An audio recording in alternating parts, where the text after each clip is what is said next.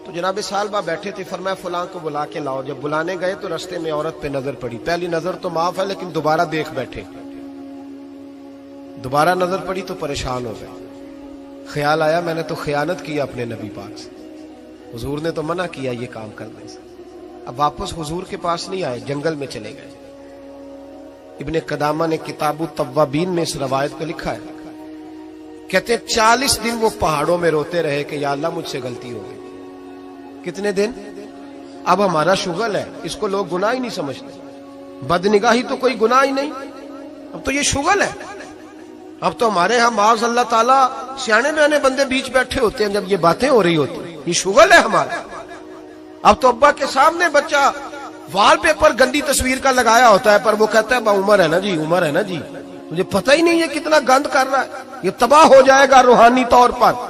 अगर ये गंद देखने में उलझ गया तो इमाम शाफी का फतवा है, जिसकी नजर गंदी होती है उसका हाफजा कमजोर होता है, वो कोई बड़ा काम नहीं कर सकता, वो नफ्सियात का मरीज हो जाता है जो गंदी नजर वाला आदमी होता है। हमें पता ही नहीं कि हमारे मसाइल असल में हैं क्या। तो 40 दिन जंगल में रोते रहे, 40 दिन। महबूब सारा कुछ जानते थे पर खामोश रहे। हजरत जिब्रील अमीन हाजिर हुए, अर्ज की या रसूल अल्लाह, आपका वो गुलाम रो रहा है। रब कहता उसे बुला ले, मैंने उसका गुनाह माफ कर दिया है। तो नबी पाक सल्लल्लाहु अलैहि वसल्लम ने हजरत मौला अली शेर खुदा जनाब सलमान फारसी को भेजा, फरमाया फलां जगह है, ले आओ। कहते जब हम गए तो दो पहाड़ों के दरमियान जनाब सालबा तड़प के रो रहे, हमें देख के और रोए। कहने लगे अली मेरे बारे में कोई आयत तो नहीं नाज़िल हो गई? तो कहा नहीं, चल हुजूर ने बुलाया है। कहा अच्छा हुजूर कहते क्या थे, फरमाते क्या थे? कहा पता नहीं, लेकिन बुलाया है।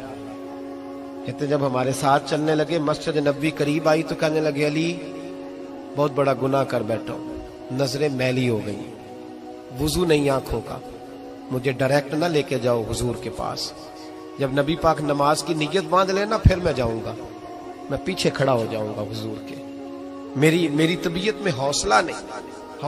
यहां तो पता नहीं मैं किस तरह इश्क रसूल का दावा करता हूं मिंबर पर बैठकर, और हमारी ये मिलाद आएगा तो महफिल मिलाद में इस तरह के दावे होंगे स्टेज पर के अलमान वाला फीस, पता नहीं क्या क्या लोग कह देंगे, पता नहीं हमें हम क्या है और हम क्या कह रहे हैं। मन आनम के मन दानम, पता ही नहीं, और कितना बड़ा दावा कर दिया।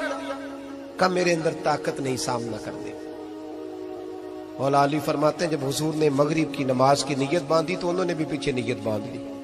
इत्तेफाक की बात यह कि हुजूर ने पहली रकत में सूरह इन्फितार पढ़नी शुरू कर दी, इज़स समाउन फतरत व इज़ल कवाकिबुन तसरत व इज़ल बिहार फुज्जिरत।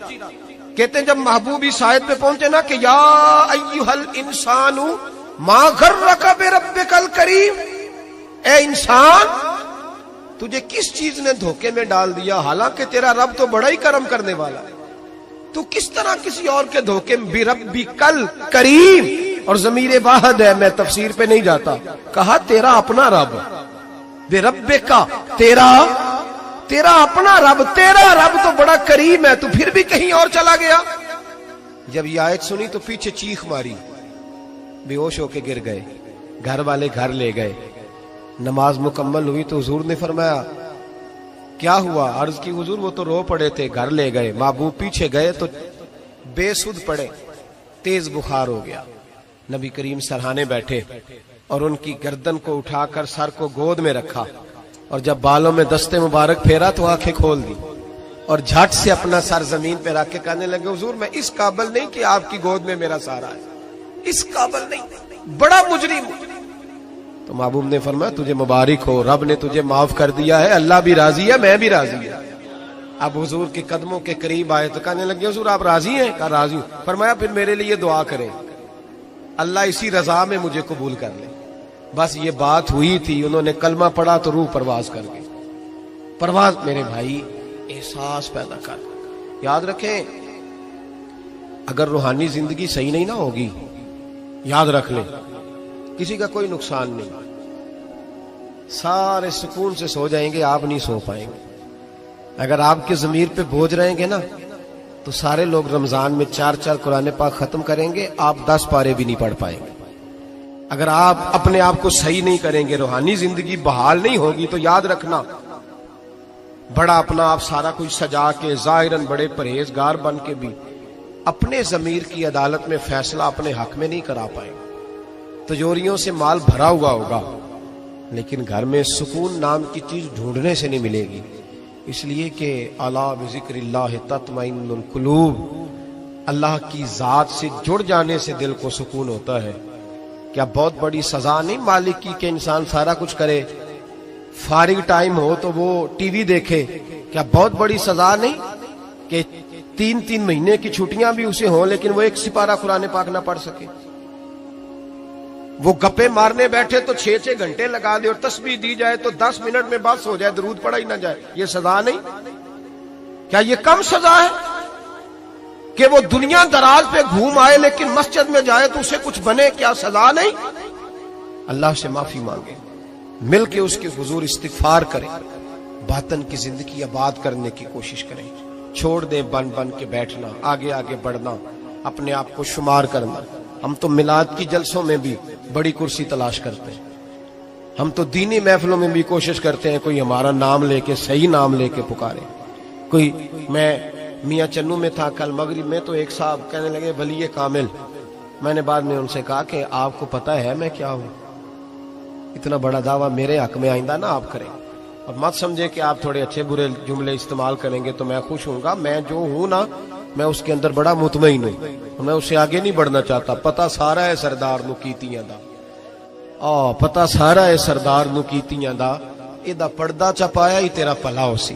वो बू अली सीना से, सुने जी सुने, बू अली सीना से किसी ने कहा था,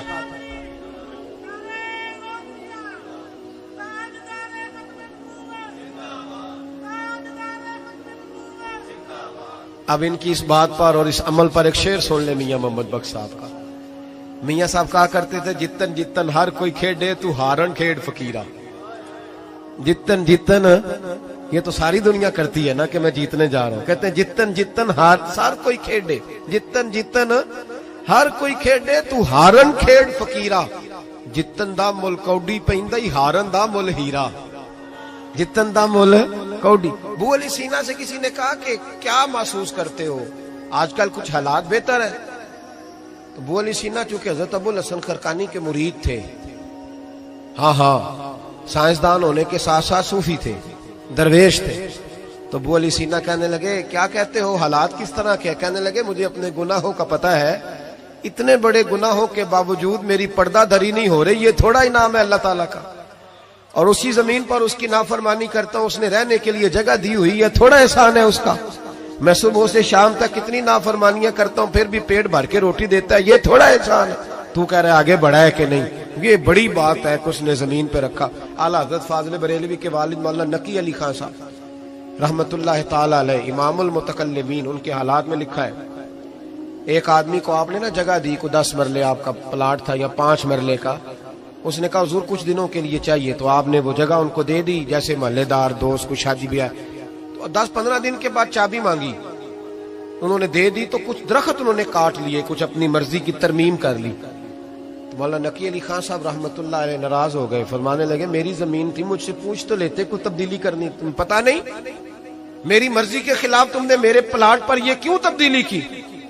ये उस आदमी को कह के ना तो 2 मिनट गुजरे तो चीख मार के रो पड़े। कहने लगा हुजूर क्या हुआ? फरमाने लगे सोचता हूं मेरी 10 मरले की जमीन पर मैंने तुम्हें अपनी मर्जी नहीं करने दी, और मैं रोज अल्लाह की जमीन पर अपनी मर्जी करता हूं, रोज रब की ये ख्याल आ गया। मानने लगे जाओ भाई जाओ, मुझसे गलती हो गई, जाओ। ये सोच जब पैदा होती है फिर बंदा रोज निखरता है, फिर रोज वो गुस्ल करता है बातन का, फिर रोज हर जगह से उसे नया से नया सबक मिलता है। बड़ा बंदा वो नहीं होता जो 20-30 कारें लेकर चलता है, बड़ा वो होता है जो किसी और को बड़ा समझता है, जो अपने आप को छोटा समझता है। मेरे नबी पाक फरमाते हैं अल्लाह उसे बड़ाइयां अता फरमा दे। तिरमिजी में हदीस है। आज का सबक, आज का पैगाम यह है कि तज़किये की कोशिश करें। वइन्नका लअला खुलुकिन अजीम, खुल्के अजीम जो अल्लाह ने हमारे नबी को दिए और हुजूर ने हमें अता फरमाए, महबूब के सदके उस तरफ जाए, किरदार में आलापन पैदा कर। अल्लज़ी खलकल मौत वल हयात लियब्लुवकुम अय्युकुम अहसनु अमला। अल्लाह फरमाते हैं कि मैंने मौत और हयात इसलिए पैदा की है कि तुम्हारे अमल की क्वालिटी चेक की जाए। इंडस्ट्री में जब माल बनता है ना तो उसकी क्वालिटी चेक की जाती है, ये आम है, ये खाम है, ये वीआईपी है, ये वीवीआईपी है। फरमाया अल्लज़ी खलक़ल मौत वल हयात लियब्लुवकुम अय्युकुम अहसनु अमला। मौत और हयात क्वालिटी देखने के लिए पैदा की है कि तुम में ahsan अमल कौन करता है, अच्छा अमल देखें किसका है। बाकी अपने आप को बनाने संवारने से थोड़ा थोड़ा बचें, एक कदम थोड़ा पीछे हटें अपनी जात के लिए, तो इंशाअल्लाह रूहानियत के लिए 11 कदम आपके आगे जाएंगे। दुआ करता हूं जो कुछ मैंने कहा अल्लाह उसे कबूल फरमाए, और जहां हम भूल गए मालिक हमसे दरगुजर फरमाए। आमीन। हमेशा मिदहत खैरुल अनाम में गुजरे, दुआ है ये उम्र दरूद व सलाम में गुजरे। आखिर